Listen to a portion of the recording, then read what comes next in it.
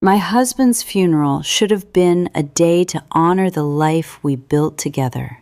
Instead, my own children destroyed me in front of everyone. Mom, you shouldn't sit in the family row. You don't deserve to be here. My oldest son whispered those cold words as guests filled the church. My daughter wouldn't even look at me. My youngest muttered, "Dad built everything. You just lived off him." I stood beside my husband's casket, feeling like a stranger in my own family. Then the church doors opened, and William's lawyer walked in holding a sealed envelope. He looked directly at my children and said, "Your father knew this day would come." If my story touches your heart, please like and subscribe. And please tell me honestly in the comments, do you think children sometimes forget the sacrifices their mothers made for them? I'd also love to know where you're watching from and what time it is there right now. The church smelled of lilies and polished wood. Victoria Hayes stepped beside me, wearing a black designer coat and pearl earrings. Even at 70, she carried herself like she owned every room. She lightly squeezed my arm. "You must be exhausted." There was fake sympathy in every single syllable. "I'm managing," I answered quietly. Victoria nodded, her eyes scanning the church.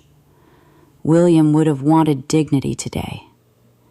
The way she said dignity made my stomach tighten. Before I could even respond, she leaned closer.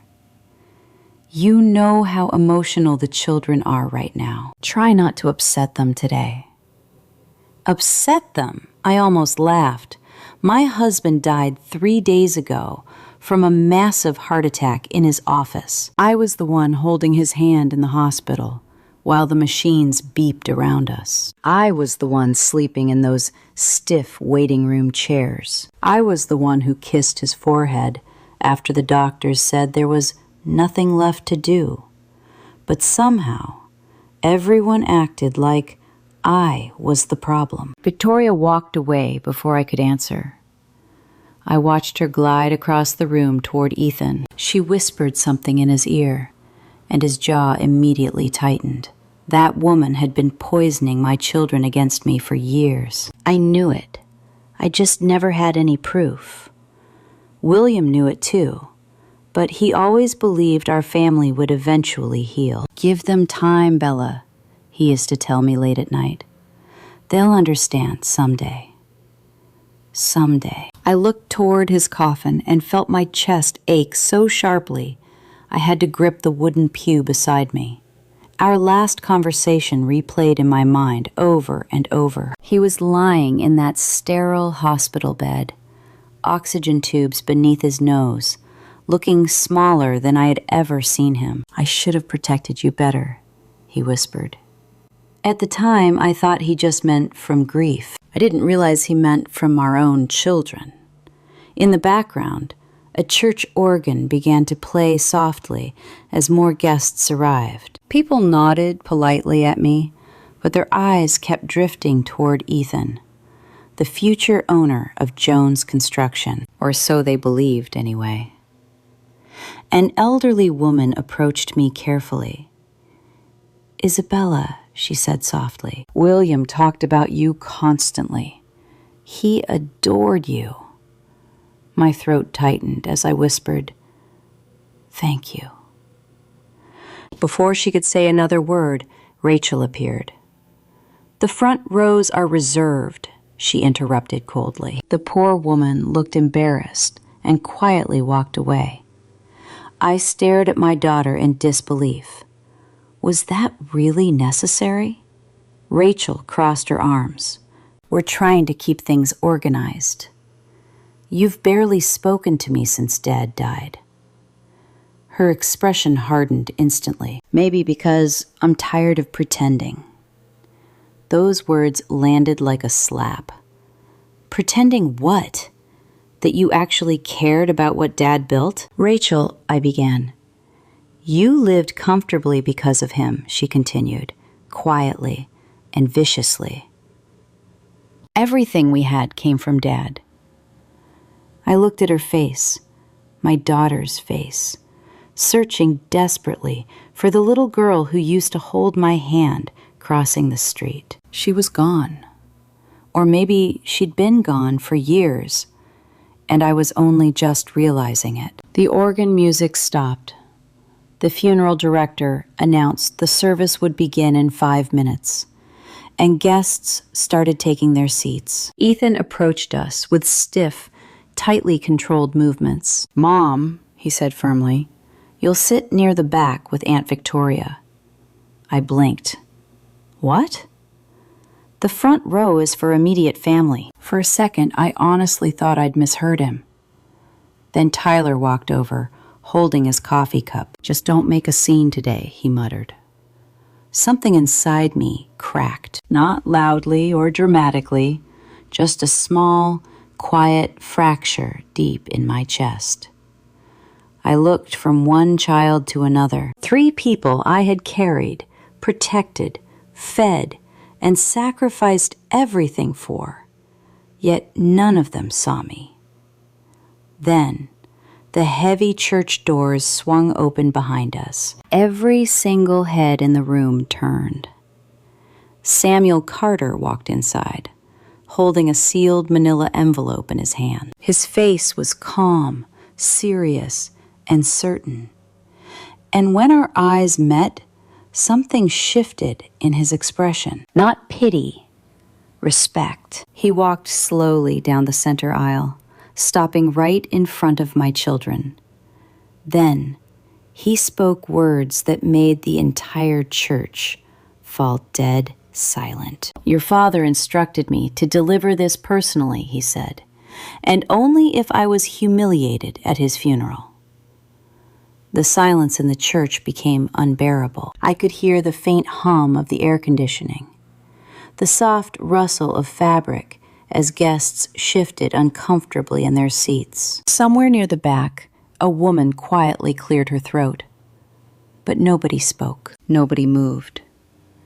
Samuel Carter stood in the aisle holding the sealed envelope, while my children stared at him like they had been caught doing something shameful. My son Ethan recovered first. "This is not the time for legal business," he said sharply. "We are about to begin the service." Samuel didn't even blink. Your father anticipated that response. A murmur spread quietly through the church. My daughter Rachel crossed her arms defensively. "What exactly is that supposed to mean?"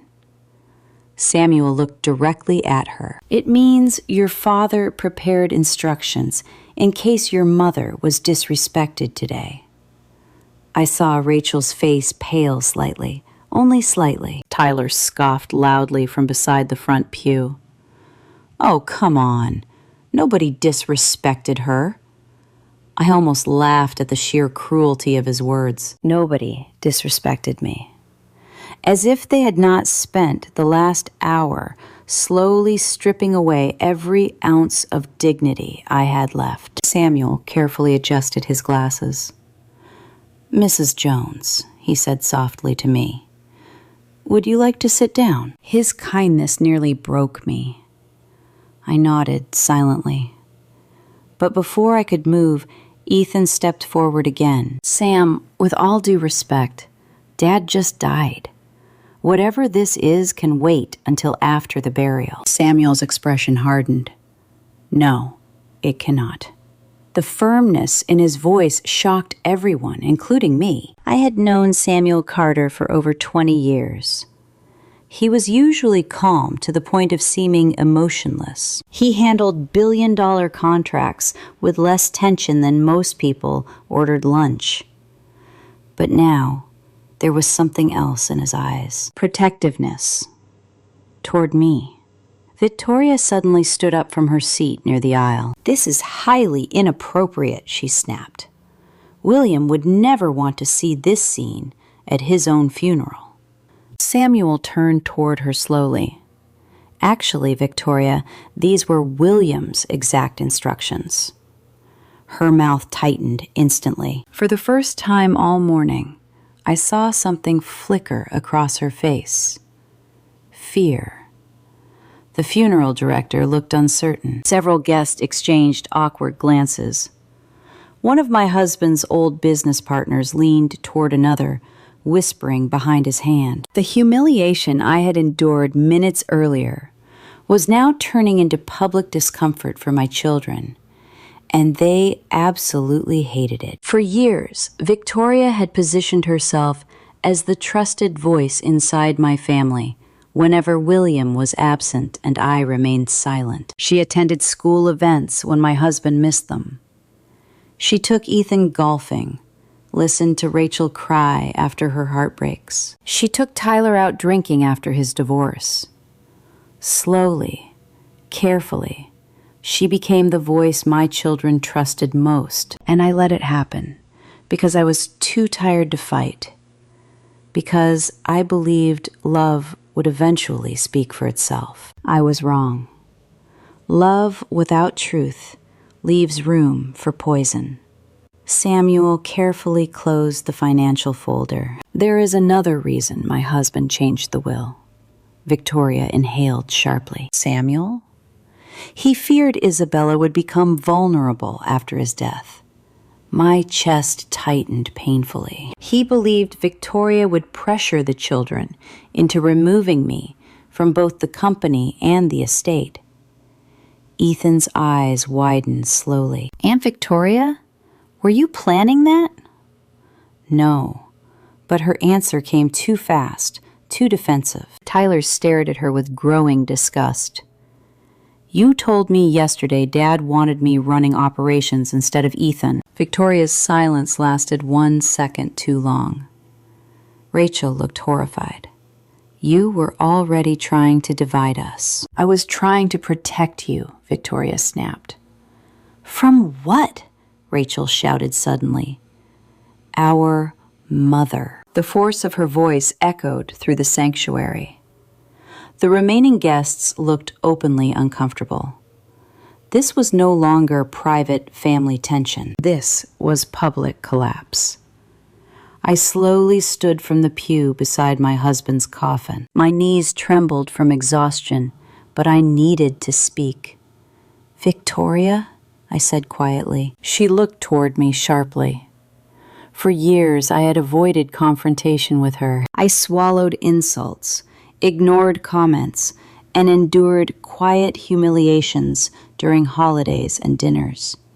But standing beside my husband's coffin changed something deep inside me. You hated me the moment William married me, Victoria snapped.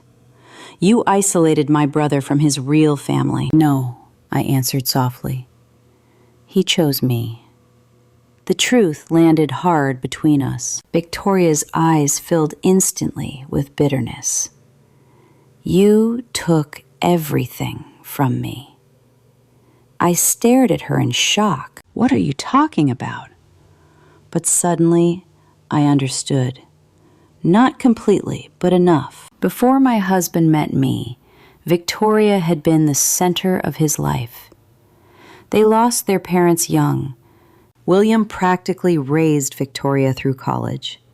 He paid her bills, bought her first car, and supported her through 2 divorces. But then he married me, and slowly, his priorities began to shift. Our family changed.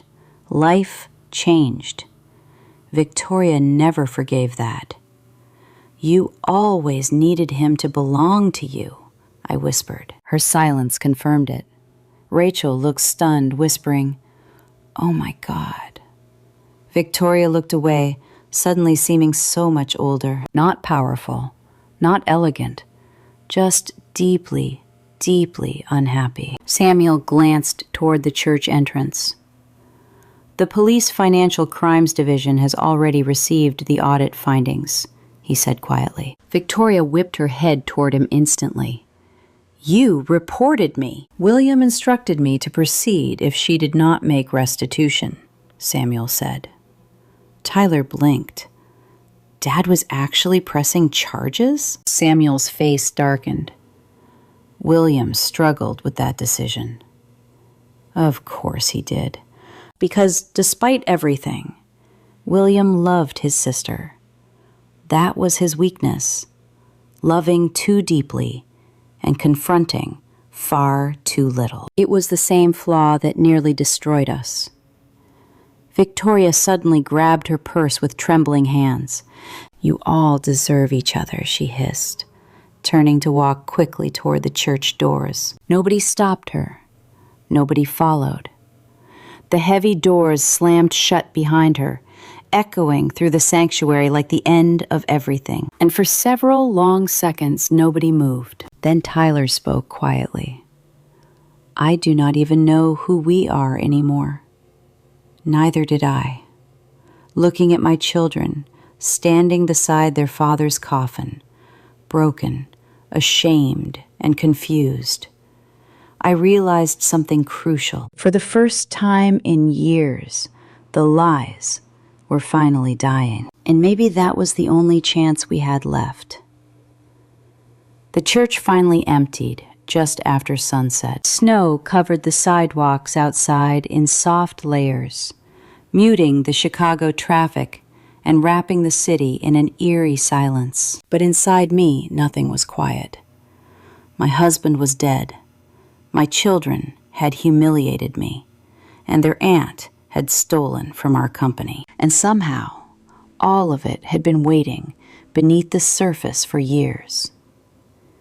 The funeral director gently approached Samuel near the altar. "We should move Mr. Jones to the cemetery soon," he said carefully. Samuel nodded. "Give the family a few more minutes." Family. The word still felt so fragile now, broken around the edges. I sat beside William's coffin while Ethan stood near the front pew, staring at the floor. Rachel remained silent beside him, clutching a tissue. Tyler paced slowly by the windows, restless and emotionally exhausted. None of us knew how to talk anymore. Finally, Samuel broke the silence. "There is one final matter William instructed me to discuss tonight," Samuel said. My children looked up immediately. Ethan frowned slightly. "There is more?" Samuel nodded once. "Yes." Something in his expression made my stomach tighten. He opened his briefcase, pulling out a thick, sealed folder with the company insignia. "This contains the formal conditions of William's estate." Rachel inhaled softly. "Conditions?" Samuel placed the folder carefully on the front pew. "Your father did not leave unconditional inheritances," Samuel said. Tyler let out a dry laugh. "Of course he didn't." Ethan straightened slowly. "What exactly are you saying?" Samuel folded his hands calmly. "I am saying William believed money without accountability would destroy this family forever." The room grew dead silent. Then Samuel opened the folder. Under the revised estate structure, Isabella receives full controlling authority over Jones Construction, the Lake Forest Estate, all investment holdings, and the family trust. Hearing those words aloud felt completely surreal. I had never wanted control. I never cared about titles or ownership. I only wanted peace inside my family. But William must have known peace was impossible without protection. Samuel continued, "The children remain beneficiaries under the trust," Samuel read.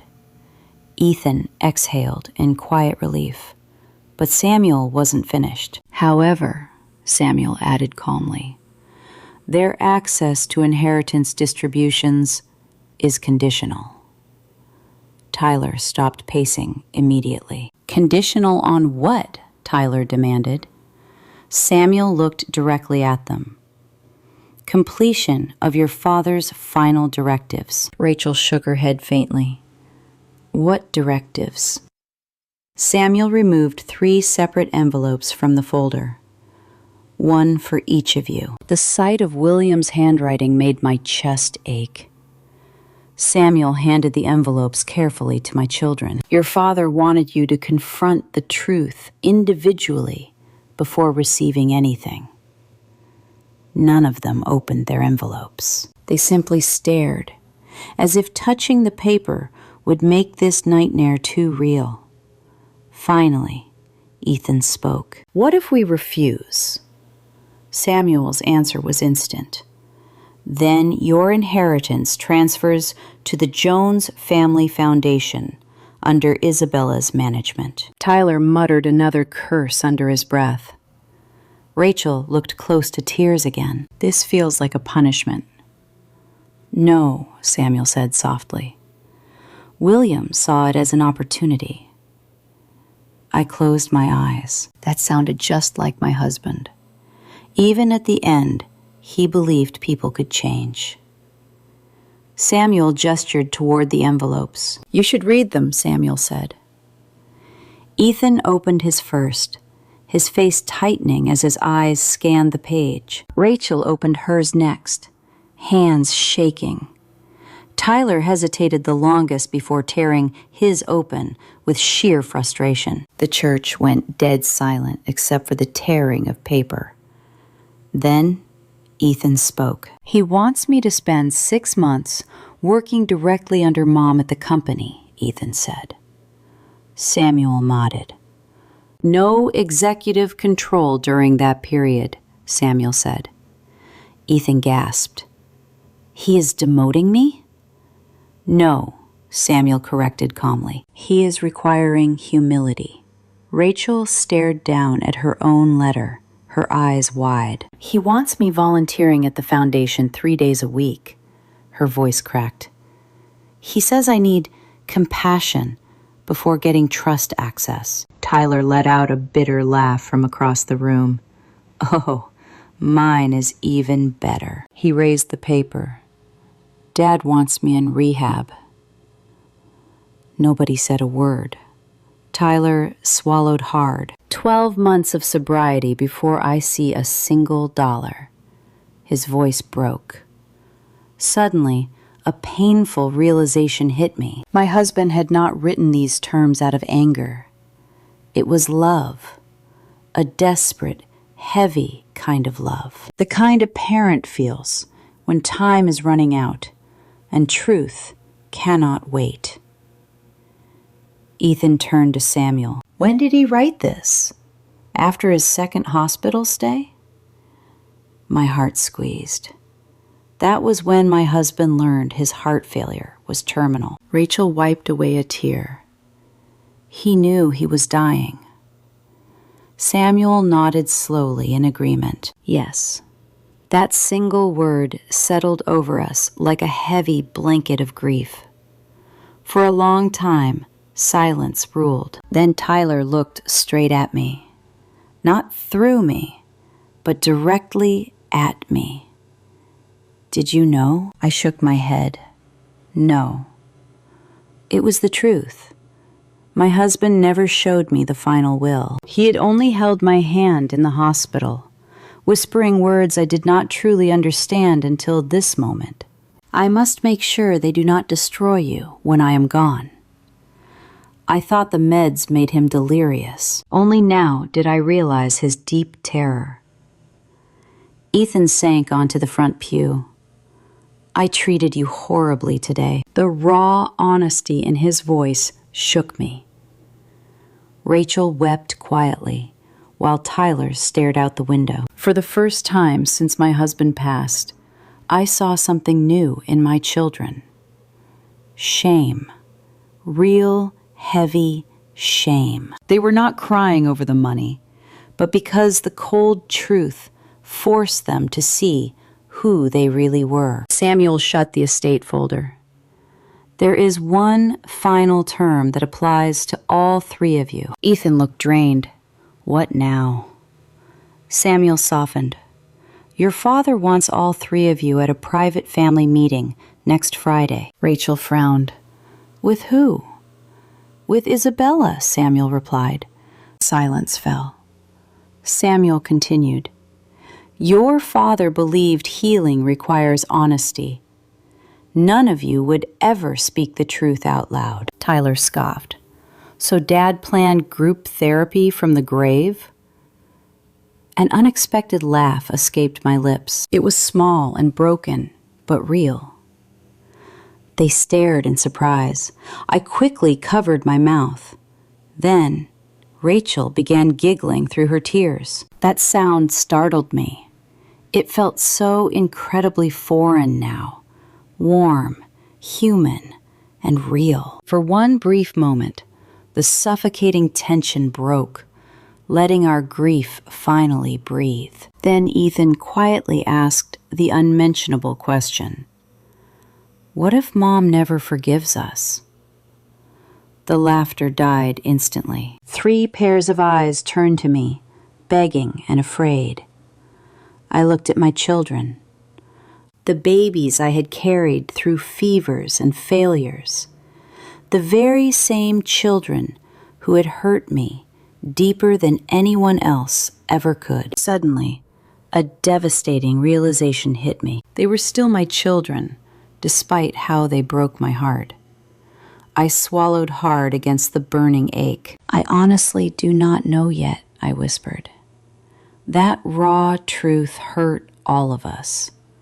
But perhaps it was the only thing left that could save us. Outside, the snow kept falling over Chicago. Inside, beside my husband's coffin, the family he had spent his entire life trying to protect sat in a painful, heavy silence. Not healed, nor forgiven, but finally facing the truth. We buried my husband 2 days later under a gray sky. The cemetery near the lake was quiet, save for the biting wind and the crunch of snow beneath our boots. I stood there, clutching a single white lily while the priest finished the final prayers. Ashes to ashes, dust to dust. 43 years of marriage lowered into the frozen ground. After everything, I just felt numb rather than angry. Maybe grief simply leaves no room for other feelings. My children stood nearby, not close, but closer than before. For once, Ethan did not avoid looking at me. Rachel stayed close enough that our coats brushed when the wind shifted. Tyler stood with his hands shoved into his pockets, unusually quiet and painfully sober. No one had apologized yet, not fully anyway, but something between us had shifted. Their arrogance was gone. Only guilt and discomfort remained. After the burial, most guests fled the bitter cold. Samuel lingered just long enough to squeeze my shoulder gently before walking to his car. "I'll see you Friday," he said softly. I nodded. That upcoming family meeting, William's final condition, already exhausted me. Soon it was just the 4 of us by the grave, my children and me. The family we no longer knew how to be. Rachel spoke first, her voice shaking. "Mom," she whispered. I looked at her. "We found some documents last night." My stomach tightened. "What kind of documents?" Ethan was the one who answered. "Dad left separate financial files for all of us," Ethan said. Of course. William believed in cold, hard evidence, not emotional speeches, just facts. Tyler awkwardly rubbed the back of his neck. "There was stuff in mine I didn't even remember," he muttered. Nobody moved. Cold snow drifted across William's headstone. Then Ethan broke the silence. "There was a check." I frowned. "What check?" His jaw tightened. "A cashier's check from you, 20 years ago." The memory hit me like a physical blow. The gambling debt, the terrifying threats, the panicked phone call at 2 a.m. Ethan swallowed hard, remembering. "You paid $240,000 to clear my debt." I stared out at the freezing lake. Yes. Why? The question sounded so fragile, childish. Why? Because you were my son. Because mothers do the impossible when their kids are terrified. Because love ignores logic. You were scared, I whispered. Ethan stared at me. You should have told Dad. I promised him I wouldn't. His eyes widened with shock. You protected me from him? I protected you from shame. The silence felt heavy.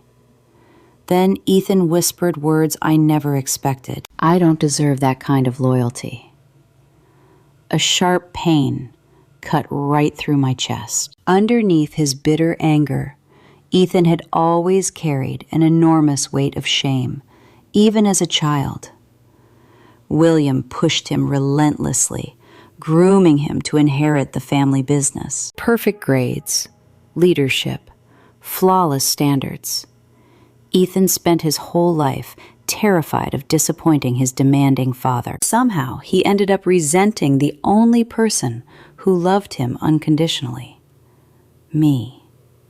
Suddenly, Rachel handed me a folded slip of paper, her fingers shaking. What's this? I asked softly.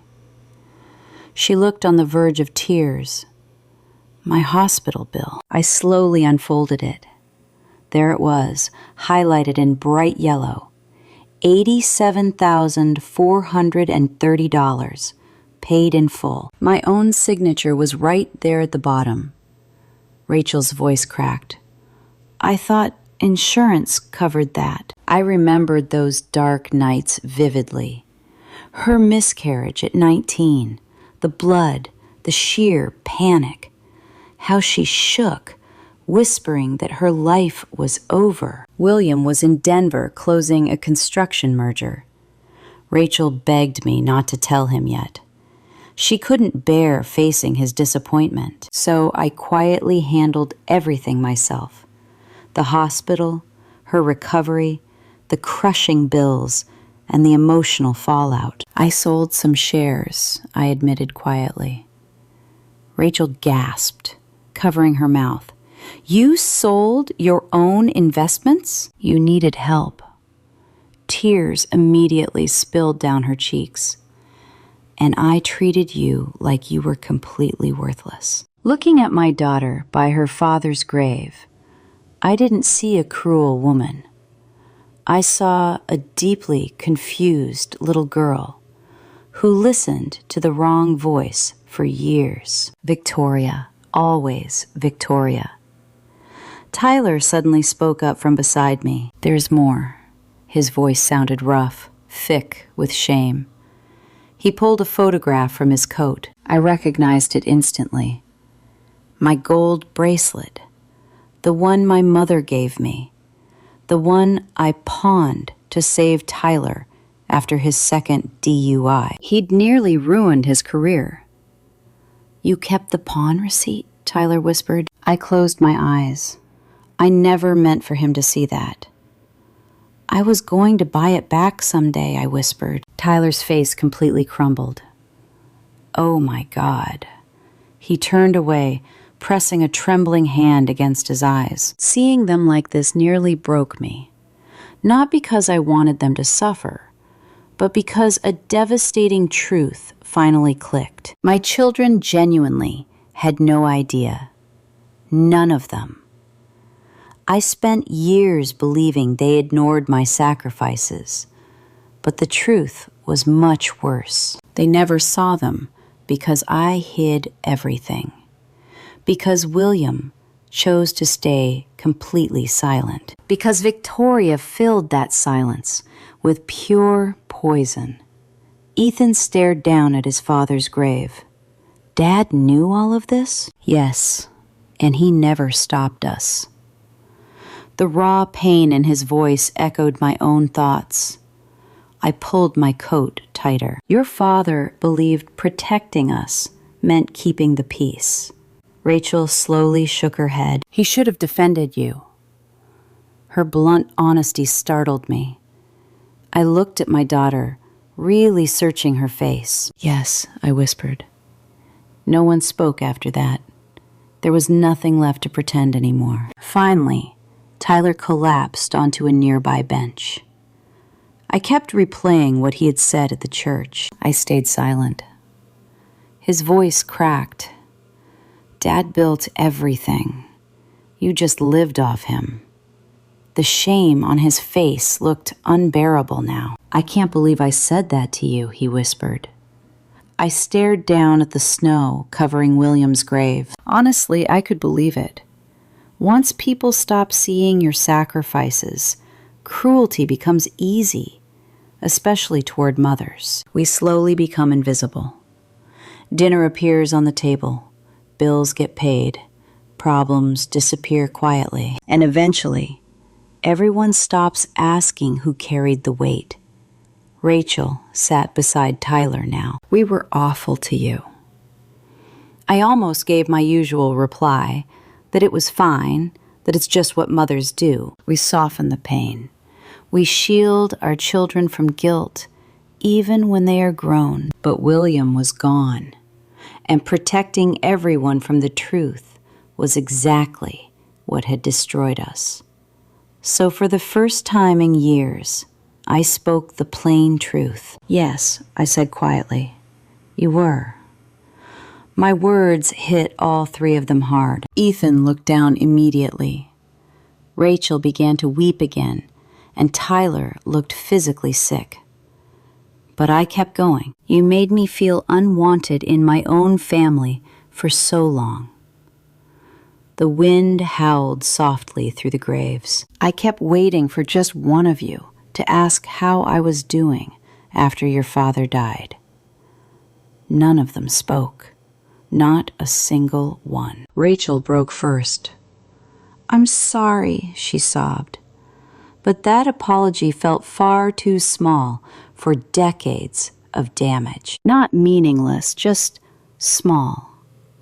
I glanced at William's headstone one last time, then turned toward the path leading out. I loved your father deeply, I said softly, and I loved you all enough to stay silent for far too long. I looked directly at my children. But silence has consequences. None of them followed me as I walked toward the car, and somehow that felt right. Grief was no longer the only thing we were burying this week. The lies were being buried too. And truth, well, truth always hurts before it heals. 3 days after the burial, Victoria Hayes tried to claw back control. By then, the story had leaked through Chicago's business circles. Not the entire truth, but enough. People knew William had changed his will just before he died. They knew the family drama exploded at the funeral. They knew questions were being asked about missing funds at Jones Construction. The ugly whispers followed all of us now.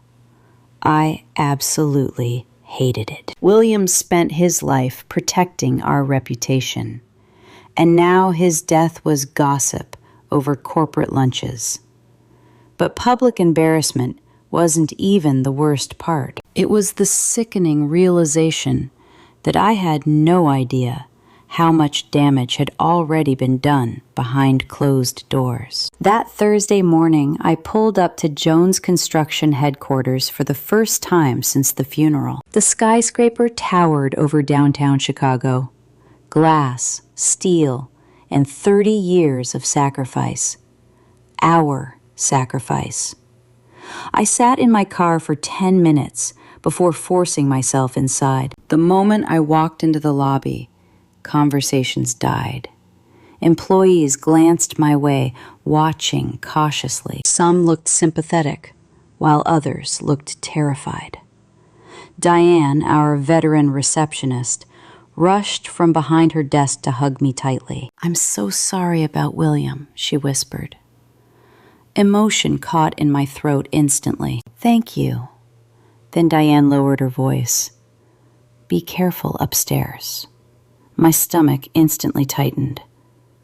Why? She hesitated. Victoria's already here.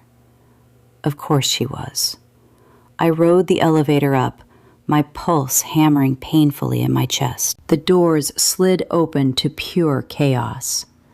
Angered, shouting voices echoed all the way from the boardroom. I heard Ethan first. "No, absolutely not." Then Victoria snapped. "You don't understand how these companies operate." I approached the open double doors. Inside, board members sat stiffly around the long table, while Ethan stood at the head, visibly furious. Rachel sat near the windows, looking completely drained, while Tyler leaned against the wall with his arms crossed. Standing right at the center of the storm was Victoria Hayes. The second she saw me, her face darkened. "Well," she sneered coldly, "the widow finally arrives." The room went dead silent. I noticed folders scattered across the mahogany table. Financial records, audit summaries, and legal paperwork. Samuel stood calmly near the screen. "Isabella," he said gently, "please sit down." Victoria laughed bitterly.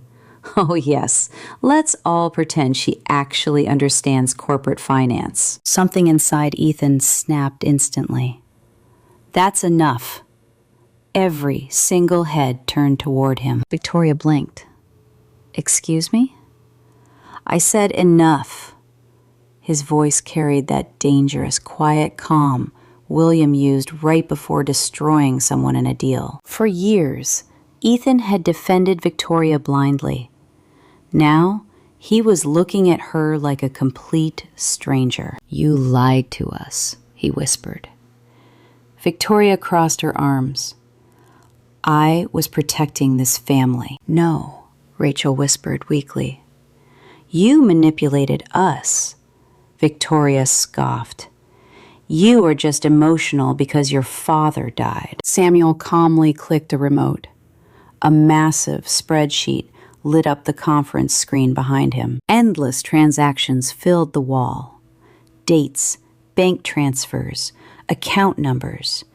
$6 million. Silence swallowed the room. Samuel pointed out several highlighted entries. These transfers were routed through Hawthorne Strategic Holdings over 7 years. Victoria immediately rolled her eyes. "We already discussed this." "No," Samuel countered. "Now we are discussing criminal exposure." That single word, criminal, instantly shifted the room. A board member squirmed uncomfortably in his seat. Another quietly took off his glasses. Victoria's expression hardened. "You cannot prove intent." Samuel slid open another file. "Actually, we can." He passed copies around, and I glanced down at mine. Dozens of emails. Victoria, writing directly to her boyfriend about laundering money through fake consulting contracts. My chest tightened in agony. "Oh my God," Rachel gasped, covering her mouth. Tyler cursed quietly. Ethan looked physically ill. Victoria tried desperately to recover. "These were legitimate business moves." "No," Samuel replied flatly. "They were theft." His bluntness stunned the room. Suddenly, Victoria turned on me. "You're enjoying this, aren't you?" The accusation shocked me. Enjoying what? Watching this family destroy itself? I stared at her in disbelief. "You're the one who started this." "No," she spat instantly. "You did, the moment you took William from me." Silence gripped the room. There it was. Finally, the raw truth beneath decades of bitterness. Victoria's eyes glinted with rage. "He changed after marrying you." I swallowed hard. "He grew up." "No," she hissed. "He stopped needing me." The boardroom remained painfully silent. Even Samuel held his breath, because everyone understood. This was never about the money. It was just a weapon. The real wound was jealousy, control, and resentment buried for 40 years. Victoria looked around the room, desperate. Do you actually believe she is innocent? Ask her where she was when William nearly destroyed himself building this company. I spoke up before anyone else could. Working. Her face twisted with disgust. Please. I worked 2 jobs while raising 3 children. You benefited from his success? I laughed softly, not because it was funny, because I was just too exhausted to keep defending my existence. Yes, I said calmly. I benefited from the life my husband and I built together. Victoria opened her mouth to argue, but Ethan cut her off sharply. Dad left Mom this company because he trusted her. His words cut deeper than any shout. Because Ethan finally believed them. Victoria stared in shock. You cannot seriously support this. Ethan's face hardened. I supported you for years while you poisoned us against our mother. Rachel cast her eyes down. Tyler looked away in shame. The guilt in the room had become almost unbearable. Samuel carefully gathered his papers. There is one final matter we need to address. Victoria sighed dramatically, rolling her shoulders. What now? Samuel turned back to the board. William requested the immediate removal of Victoria Hayes from all advisory roles upon proof of financial misconduct. A board member nodded instantly. Another quietly raised his hand. All in favor? Every single hand slowly went up, except Victoria's. Even Ethan raised his. Victoria stared around the table, utterly stunned. You are all making a massive mistake. No one answered. Deep down, we knew the mistake had already dragged on for years. Security arrived 15 minutes later. I never imagined seeing Victoria Hayes escorted out of the company my husband spent his life building.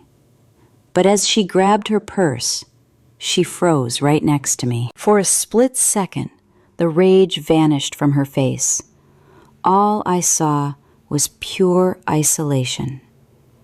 You think they will love you now? She whispered. It cut deeper than I wanted to admit, because part of me still feared the truth. She flashed a bitter smile. They will disappoint you again. Then she walked out. The boardroom stayed quiet long after the elevator doors closed behind her. Finally, Tyler slumped into a chair, burying his face in his hands. I feel sick. Near the windows, Rachel quietly wept. Ethan stared down at the financial records scattered on the table. Slowly, his eyes drifted up to meet mine. No suspicion, no resentment, just raw shame. And maybe, for the very first time, respect. I don't know how to fix this, he whispered. I didn't either. But for the first time in years, my kids were finally asking the right question. Not how much the money mattered, not who ran the company, but how a family fractures so deeply, and if we can ever be saved. That family meeting happened on Friday night. William had set it up weeks before he died. Of course he did. Even dying, my husband tried holding us together with schedules, guides, and plans. Samuel booked a top-floor boardroom at Jones Construction, overlooking downtown Chicago. Snow blanketed the city below, turning the streets into glowing white ribbons under the traffic lights. The air smelled faintly of coffee and leather. The exact room where William negotiated million-dollar deals. Now it held something much more fragile. Our family. I arrived last, and when the elevator opened, all 3 of my children were already there, waiting in silence around the long conference table. Ethan stood near the window in a dark sweater, leaving his usual suit behind. Rachel looked completely drained, her eyes swollen from days of weeping. Tyler slouched in his chair, nervously twisting a paper coffee cup between his hands. Samuel offered a gentle nod. "Take your time." I sat slowly at the head of the table, in William's seat. The sudden realization almost made me bolt upright. I didn't want his chair. I just wanted my husband back. Nobody spoke for a full minute, the heavy silence stretching between us. Finally, Samuel slid a small envelope my way. William wanted me to read this privately before we began. My fingers shook slightly as I opened it. Inside lay a handwritten note in William's familiar, messy handwriting. "Bella, if you're reading this, I'm gone, and the kids are finally learning the truths I should have told them years ago. I know you're exhausted. I know a part of you just wants to walk away from everything. But please don't. Not yet. They still need you, even if they don't realize it. And for what it's worth, I'm so sorry I left you to carry this family alone for so long. Love always, William." I stared at his letter until the ink blurred, then slowly folded it back up. No one spoke while I gathered my strength. When I finally looked up, my 3 children were watching me with different eyes. Not defensive, not accusing, but cautious, as if they no longer knew how to approach me. Samuel stood up quietly. "I'll wait outside," he said softly. He quietly stepped out. The moment the door clicked shut, tension instantly flooded the room. No more lawyers, no more papers. This was just us, raw, broken, and real. Tyler spoke first. "I hate this room." A sad laugh almost escaped my lips. "Your father practically lived in here." "I know," Tyler muttered. "That's why I hate it." Silence fell again. Then Ethan sat down slowly across from me. "I've been going through Dad's files all week." I nodded faintly. "So have I." He swallowed hard. "There's more paperwork than I realized." Of course there was. William documented everything toward the end, obsessively even. Maybe because he feared no one would believe the truth once he passed. Rachel stared down at the table.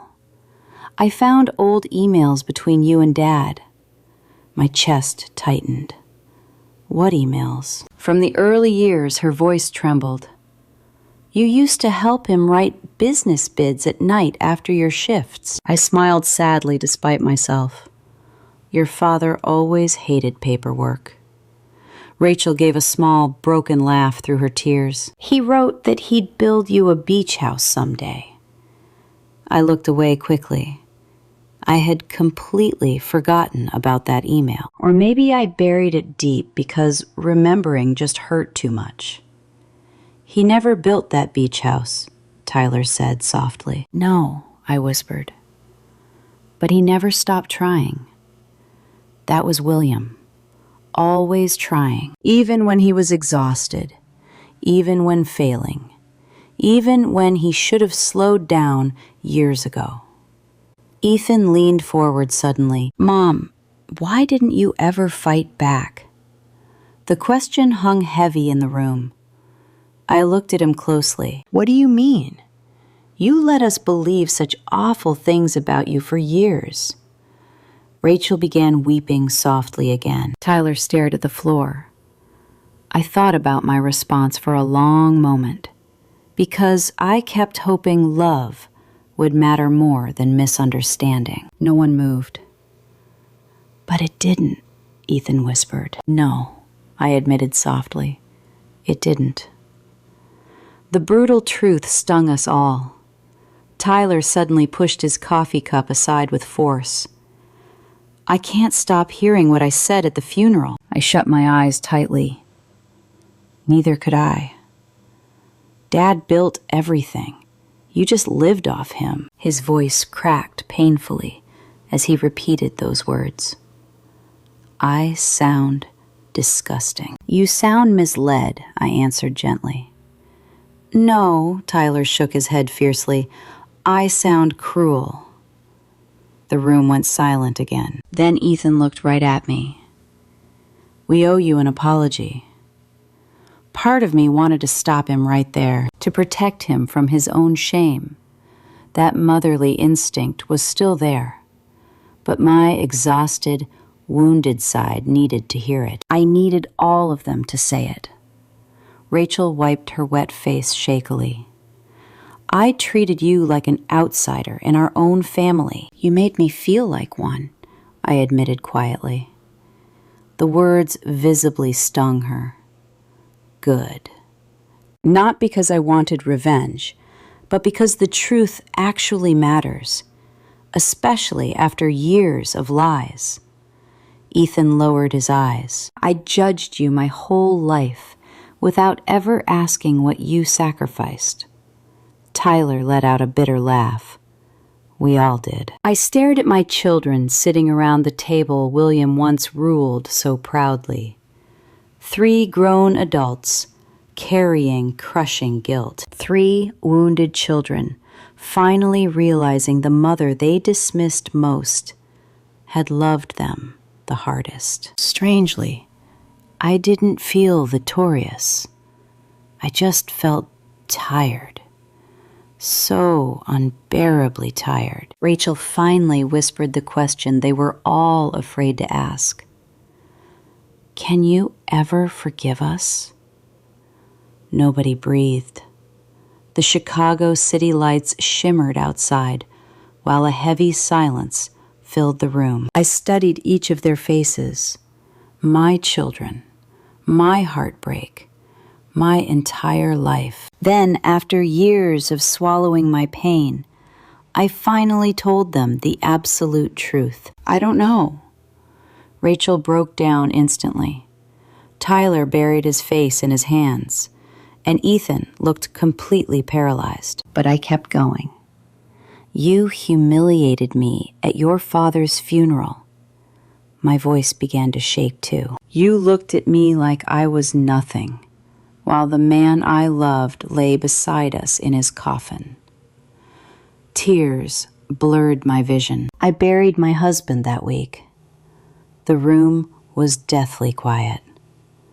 Honestly, I whispered, I think I lost my children long before I buried William. Rachel sobbed openly. Tyler stared at me with devastated eyes, while Ethan looked completely shattered. And for the first time in decades, nobody interrupted my pain. Nobody minimized it or told me to stay quiet for the sake of peace. The silence became sacred, almost necessary. Then Ethan slowly stood up and walked around the table toward my chair. I stiffened automatically. But instead of speaking, he just knelt beside my chair, just like when he was little and needed comfort after a nightmare. I'm sorry, Mom.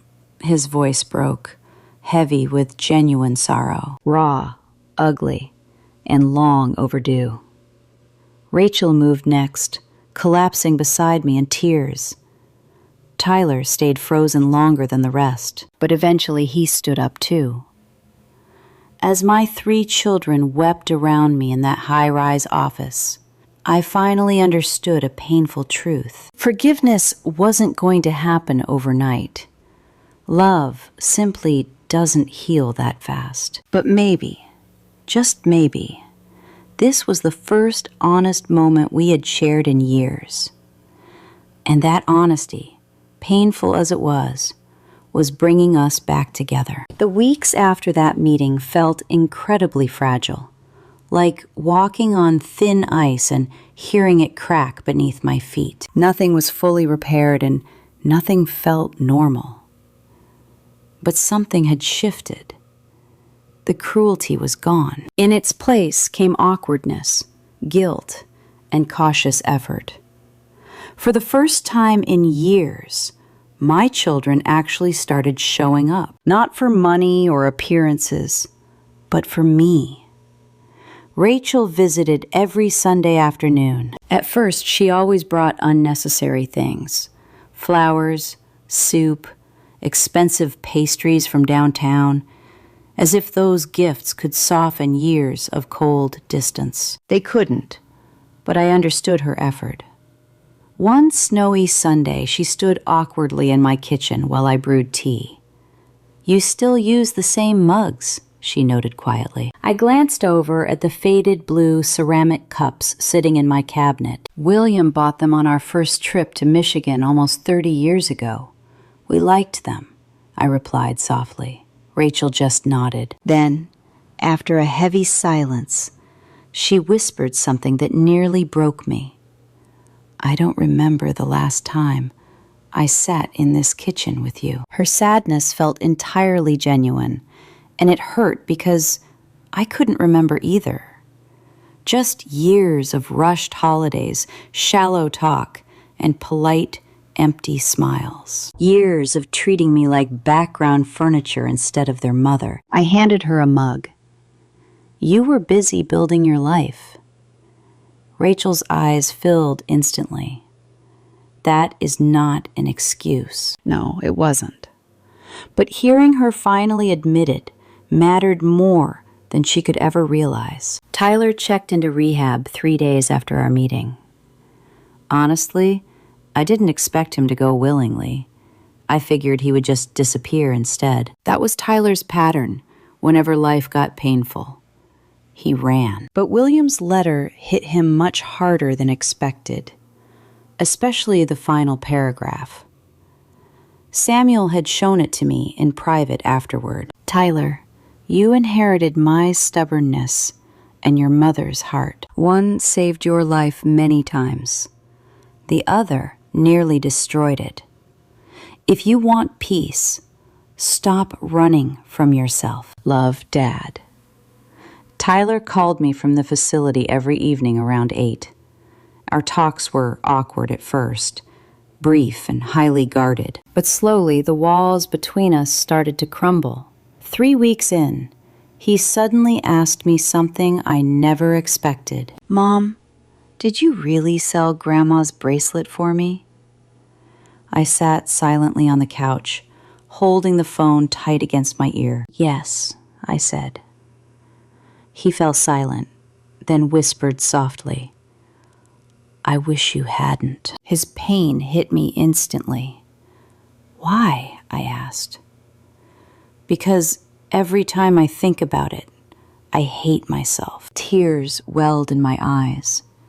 "Tyler, I treated you like you were completely worthless," he said, his voice shaking. "And you were literally sacrificing pieces of your life to save mine." For a long moment, neither of us spoke. Then I answered him. "You're my son. There was never a decision to make." He began weeping quietly on the other end of the line, and for the first time since his childhood, I heard true vulnerability in his voice instead of defensive anger. Ethan, however, changed the slowest. I wasn't surprised. Ethan spent his entire life believing control equaled safety. Successful men don't easily admit they were wrong, especially those raised by William. But guilt was eating him alive. I saw it every time he came in. Under William's final instructions, Ethan now reported directly to me at Jones Construction. The humiliation of that arrangement clearly bruised his pride at first. Not because he thought I was incapable, but because it forced him to see how badly he'd misunderstood me. Our first few meetings were painfully formal. Mrs. Jones, Mr. Jones, like total strangers. Then one afternoon, a month after the funeral, Ethan walked in holding an old leather folder. "I found this in Dad's storage boxes." I looked up from my paperwork. Inside were dozens of old accounting ledgers. My ledgers. Handwritten financial records from the earliest years of our company. Every single loan payment, payroll calculation, debt negotiation, and quiet sacrifice. Ethan carefully turned a page. You tracked every expense manually? We couldn't afford accountants back then. His eyes scanned the faded ink. Then he stopped suddenly. What's this? I leaned in. There was a note beside an old payroll date. Personal jewelry sold. Emergency labor coverage. My stomach tightened. I remembered that week instantly. A major client had delayed our payment unexpectedly. William was sure payroll would bounce right before Christmas. Families depended on those checks, so I quietly sold my jewelry the next morning. Ethan stared in disbelief. You sold your own belongings to pay employees? I nodded faintly. We needed cash quickly. He sank heavily into the chair across from me. I spent my whole life believing Dad carried this business alone. I looked at him gently. Your father carried enormous pressure, but so did you. The realization in his eyes looked physically painful. Then quietly, like a confession, Ethan admitted, I think I made you invisible because it was easier. The raw honesty stunned me. What do you mean? He stared down at the ledger. Dad was larger than life, powerful, admired. Everyone talked about him. He swallowed hard. You were quieter. I said nothing. And quiet people get overlooked. His words cut deep because they were true, especially mothers, especially wives, especially the women who spent decades holding families together behind the scenes. Ethan rubbed his hands over his face. I became a man who only respected visible sacrifice. Tears suddenly burned my eyes, because somewhere along the way, we taught our kids that success mattered more than kindness, more than emotional labor, more than loyalty. And we were all paying for that mistake. That evening, Samuel invited us back to the conference room. I have one final thing William wanted you to see, he explained softly. When we arrived, only the projector screen lit the dim room. Rachel sat beside me without hesitation. Tyler was newly back from rehab for a supervised weekend visit. He looked healthier than he had in years. Ethan stood quietly by the windows as Samuel plugged a flash drive into the projector. He looked at us gently. William recorded this 12 days before he passed away. My breath caught. The screen flickered to life, and suddenly, there was my husband, older, paler, far weaker than I remembered, but unmistakably William. The entire room froze. Even Tyler stopped breathing. William shifted slightly in his hospital bed, then looked directly into the camera, right at us. When he spoke, his voice carried more emotion than I'd heard in decades. If you're watching this, he said softly, then I ran out of time to fix what I broke.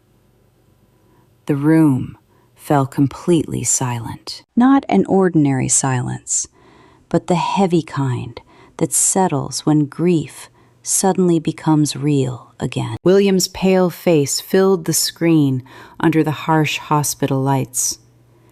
The oxygen tube beneath his nose made him look fragile in a way I still wasn't ready to accept. For 43 years, my husband had been the strongest man in any room. Now, he just looked tired, human, mortal. Rachel gripped my hand instinctively as the video played. William gave a weak smile. I probably argued with Samuel about recording this, he said softly. I hate emotional speeches. A tiny broken laugh escaped Tyler. Even now, That sounded exactly like his father. William shifted against the pillows. But some truths become dangerous when they stay buried too long. The room fell still again. His eyes stared straight into the camera, straight at us. Ethan, Rachel, Tyler. Each of them visibly stiffened hearing their names. I need you to understand something before it's too late. He paused to breathe, then quietly continued. Your mother was never the weak one in this family. Tears instantly blinded me. Ethan lowered his head. Rachel began crying softly beside me. Tyler stared at the screen, unblinking. On screen, William smiled faintly. When Jones Construction almost collapsed during the recession, I was terrified. I didn't tell a soul, believing fathers had to stay strong. His breathing hitched on screen. Your mother saved us. Again and again and again. The room stayed frozen. She sacrificed quietly so none of you would grow up afraid. I pressed a hand to my mouth, tears spilling over because finally, someone was speaking the truth out loud. Not in legal papers or financial ledgers, but emotionally, personally, and publicly. William looked drained, yet he kept going. I spent decades taking credit that belonged to both of us. The raw honesty in his voice broke something deep inside me. For decades, I told myself my silence was enough, that love did not need to be acknowledged. But hearing him finally confess after all this time hurt just as much as it healed. Rachel squeezed my hand tighter. On the screen, William focused on Ethan first. Son, you spent your entire life trying to be like me. Ethan clenched his jaw. But you must understand, William rasped, his voice growing weaker. Success without kindness is just loneliness. Ethan closed his eyes. I taught you to value power, William continued. But your mother showed you loyalty, sacrifice, and compassion. He swallowed hard. And somewhere down the line, I let you believe those beautiful things mattered less. A single tear rolled down Ethan's cheek. He did not wipe it. William looked straight into the lens again. That was my failure, his words echoing in the silent conference room. Not your failure, my failure. A father taking responsibility. A husband finally facing the damage his silence had caused. William smiled sadly. Rachel, my beautiful girl. My daughter broke down instantly. She covered her face as heavy sobs shook her. You got your mother's heart, William whispered, but you hid it. Fearing softness made you look weak. Rachel wept louder. I watched you grow cold over the years, William added softly. More defensive, more distant. Regret filled his eyes on screen. I should have seen you were carrying heavy pain, not confidence. Rachel buried her face in her hands. William managed another faint smile. Your mother carried you through your darkest chapters, while I was too distracted building things that suddenly do not seem important at all anymore. The room stayed silent, except for Rachel's soft weeping beside me. Then William looked at Tyler, who instantly froze in terror. Tyler, his voice softened. You are so much like me. Tyler exhaled shakily. That is not always a compliment. A sad smile touched William's lips. You feel things so deeply. That is your greatest strength and your biggest threat. Tyler's eyes welled with tears. I know you believe your mistakes define who you are, William whispered. But they do not. Tyler stared down at the floor. Your mother never stopped saving you because she ignored your mistakes, William explained. He paused weakly. It is because a mother never stops seeing the child beneath the mistakes. Tyler wept silently. Real tears, not drunken rage, not self-pity, but raw pain. William sank back against his pillows, completely drained. Then, his eyes locked onto mine, shifting the entire room. In his gaze lay 43 years of our life together. Love, regret, gratitude, heartbreak, absolutely everything. Bella. Hearing that old nickname nearly broke me. His eyes softened. I should have protected you so much better. The room blurred through my tears. You spent your life carrying us, while I pretended my silence was keeping the peace. His voice cracked. But silence only protects the wrong people. No one moved. No one dared breathe. William's eyes welled with tears. I watched you become invisible in our own home. A jagged sob escaped my throat before I could stop it, and instead of facing it, I just hoped things would get better.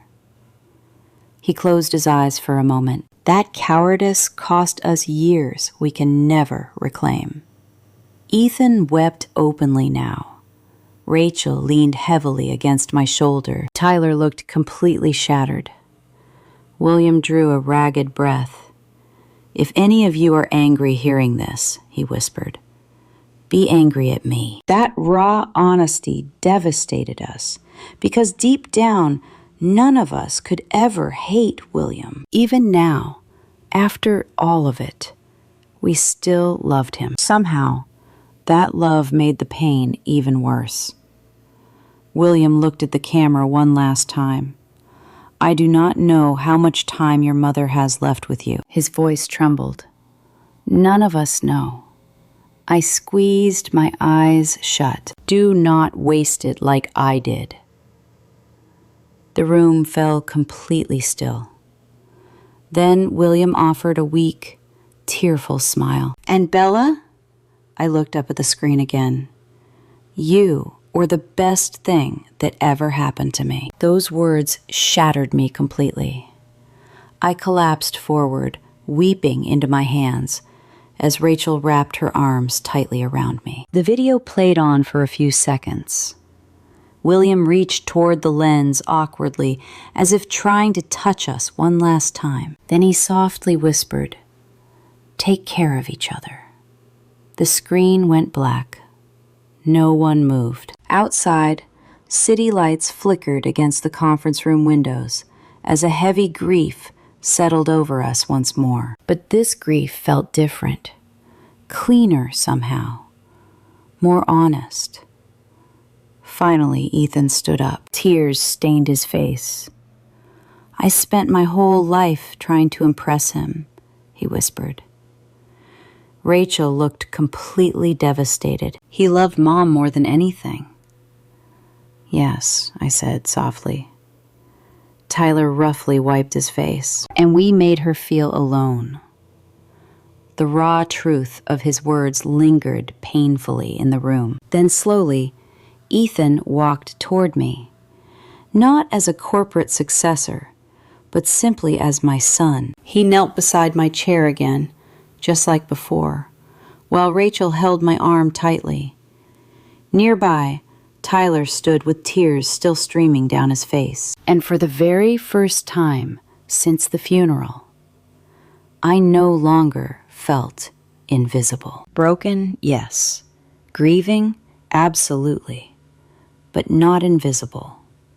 William had finally given voice to the sacrifices I buried for decades. And somehow, even from beyond the grave, William was still trying to guide us back to each other. Winter slowly melted into spring. Chicago's frozen sidewalks softened under the rain, and the trees outside our Lake Forest home began blooming again for for the first time since William died. My grief changed, too. It never disappeared. It simply grew quieter, softer, more familiar, like learning to live alongside a dull ache instead of fighting it daily. 6 months after the funeral, Joan's construction looked entirely different, and so did our family. Victoria Hayes officially accepted a settlement once the overwhelming evidence forced her lawyers to negotiate. She avoided trial by surrendering the stolen assets, permanently resigning from the company, and fading completely from our lives. I hadn't seen her in months. A part of me still hated her, but another part just felt pity. Her bitterness had consumed her so deeply that she destroyed her only remaining family. In the end, she lost everything. One rainy Tuesday morning, I stood in the lobby, watching everyone prepare to unveil our new scholarship program. Ethan walked over carrying a stack of folders. "You're early," he said. I smiled faintly. "So are you." The new gentleness in his voice still caught me off guard. There was no more tension. Our healing hadn't been dramatic. It happened in tiny, quiet steps. Simple, daily things. Coffee left on my desk. Phone calls to check on me. Long meetings where Ethan actually listened. He was changing, slowly, painfully, and honestly. Somehow, that made it mean so much more. "What's in there?" I asked. He handed me a folder carefully. I opened it to find a cover page. The Isabella Jones Educational Grant. My breath caught. I looked up at him, whispering, "Ethan." He rubbed the back of his neck, looking a bit awkward. The board approved it unanimously. I stared down at the proposal. Scholarships for single mothers returning to school, fully funded through our family foundation, named after me. A sudden wave of emotion choked me. "You didn't have to do this." "Yes," Ethan said softly. "I did." The pure honesty in his voice nearly broke me. Rachel arrived a few minutes later, holding flower arrangements for the ceremony. She had thrown herself into the foundation over the last several months, organizing events with a vibrant energy I hadn't seen in her since she was a little girl. She hugged me the second she walked in, not politely or carefully, just naturally, like a daughter is supposed to hug her mother. "You okay?" she whispered. I nodded fast before the tears could spill. "I'm trying to be." Rachel smiled softly. Tyler was the last to arrive. Healthier, clear-eyed, and sober for nearly 6 months now. The change still amazed me. He laughed more easily, spoke slower, and actually listened to people. His pain hadn't vanished, but self-destruction no longer ruled his life either. In his hand, he held a small velvet box. My chest tightened the second I saw it. "Tyler," I whispered. He walked over slowly. I found it. My hands shook as he opened it. Inside lay my mother's gold bracelet, the one I sold years ago to save him. I stared, completely speechless. "How?" Tyler smiled faintly. "Took me 4 months of tracking pawn records and estate sales. Tears instantly filled my eyes. You shouldn't have spent your money on this." "I didn't buy jewelry," he said softly. "I bought back something you sacrificed because of me." The room blurred, and beside us, Rachel started crying. Even Ethan was tearing up. Tyler gently fastened the bracelet around my wrist himself. "I can't take back what I said at the funeral," he whispered. "But I needed you to know. I finally understand." I stared at the gold shining against my skin, and suddenly, memories rushed back so fast I choked up. My mom fastening it on my wedding day, William kissing my hand when he first saw it, and later selling it quietly to save my son, and now getting it back. Not because of money, but because love was finally finding its true voice. The scholarship ceremony started soon after in the lobby. Employees gathered quietly as local reporters set up cameras near the stage. I always hated the spotlight. William handled the speeches, while I preferred working quietly behind the scenes. But today was different. This wasn't about getting credit. It was about the truth. Ethan took the podium first, looking nervous. That actually surprised me. My father built an incredible company, he began slowly. But today, I want to honor the person who actually kept us together. My throat tightened instantly. Ethan looked straight at me. My mother spent decades sacrificing in silence, while others got the credit. The room went dead silent. For years, I didn't see that. His voice broke, and I regret it deeply. Rachel lowered her head, crying quietly, while Tyler stood beside her in silence. Ethan kept going. This scholarship is for women like Isabella Jones, who carry their families' dreams without ever asking for applause. A few employees wiped away tears.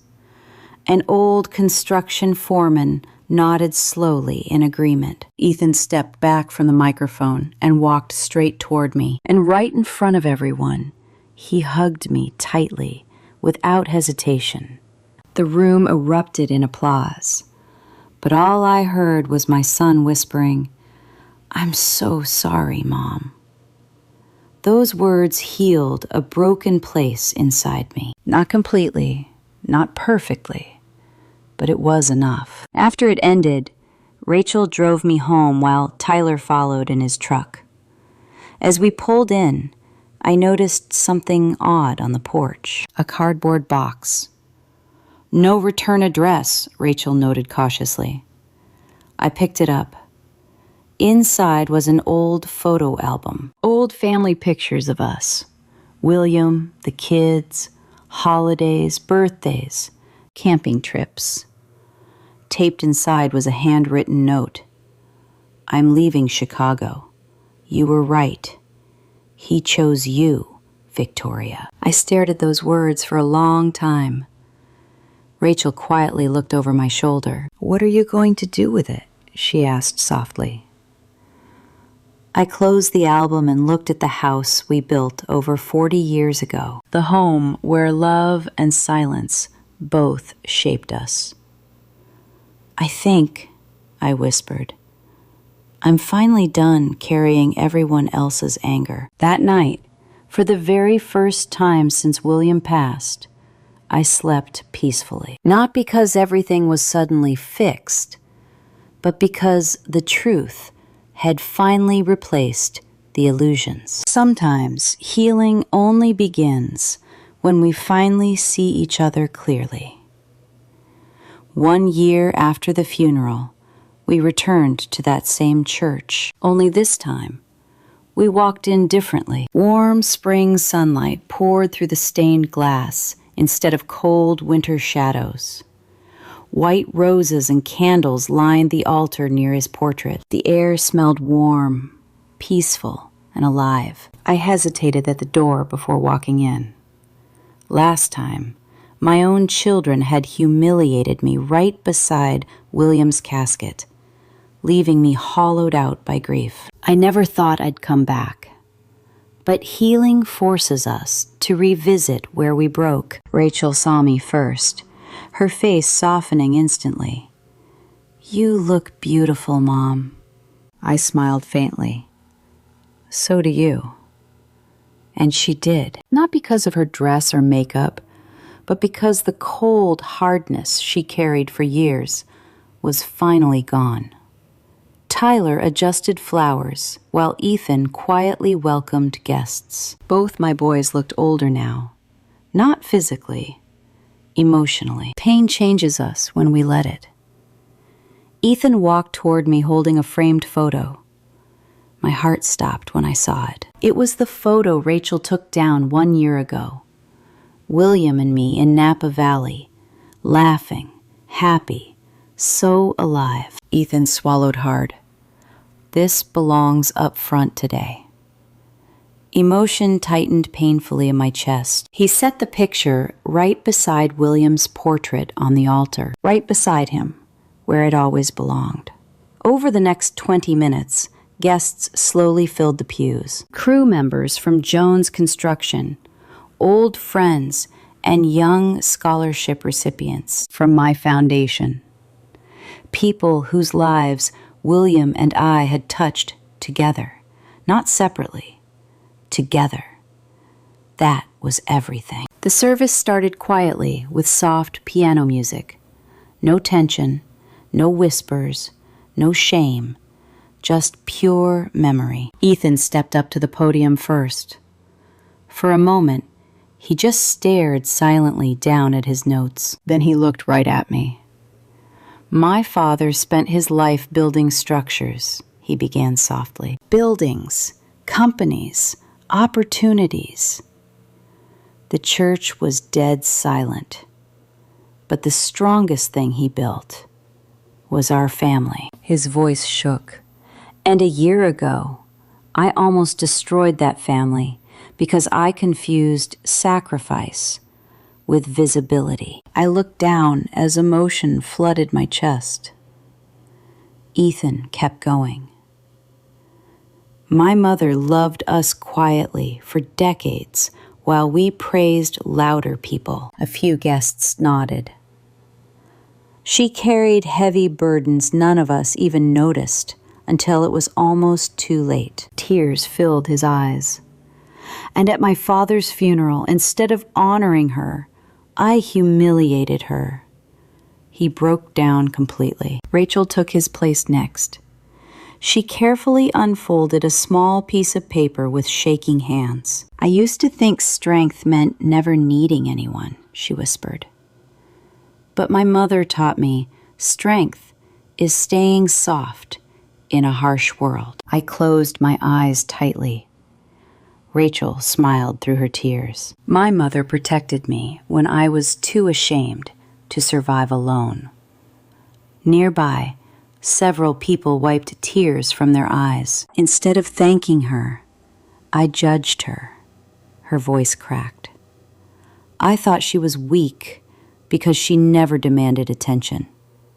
Rachel looked right at me, but now I finally understand.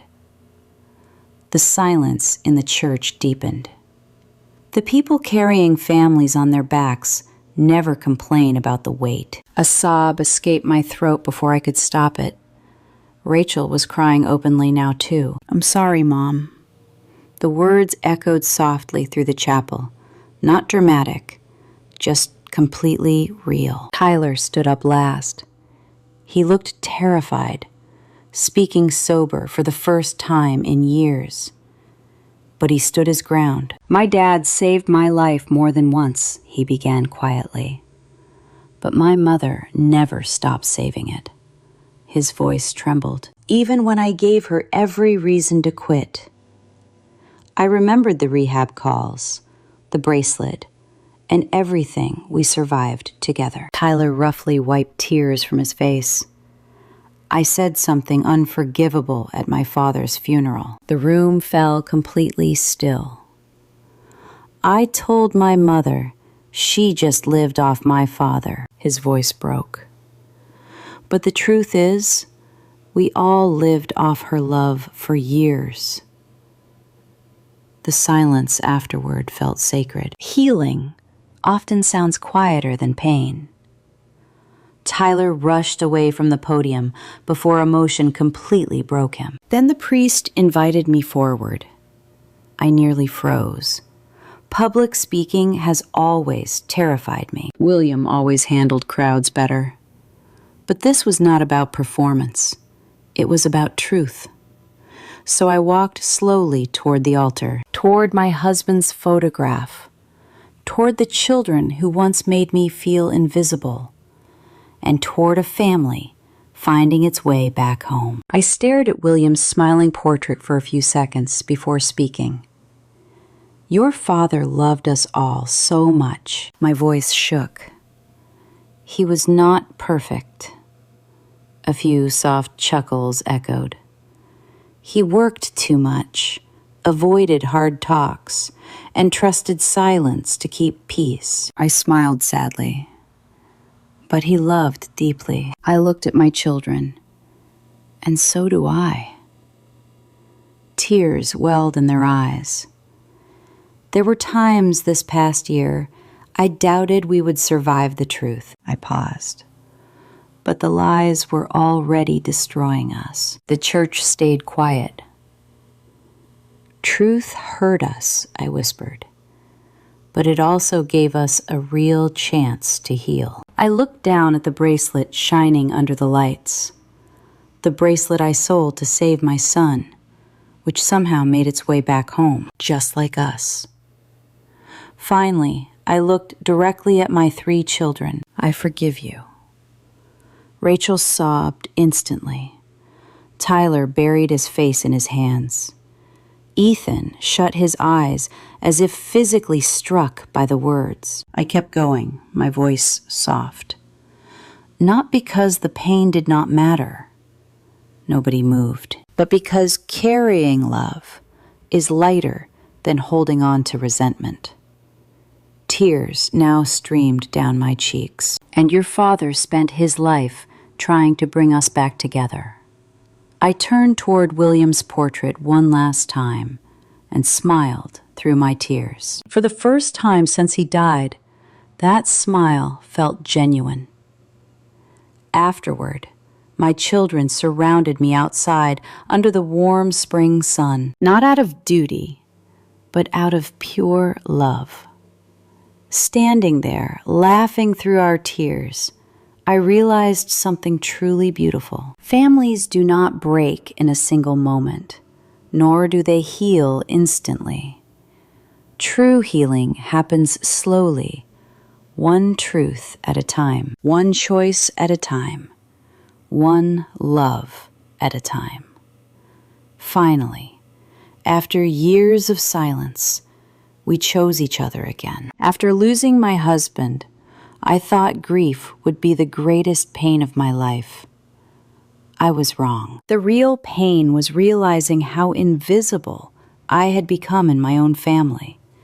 Believing love meant silent sacrifice without recognition. I believed staying quiet kept the peace.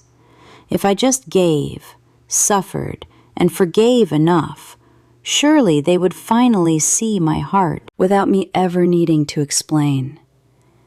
But silence can turn dangerous, especially inside a family.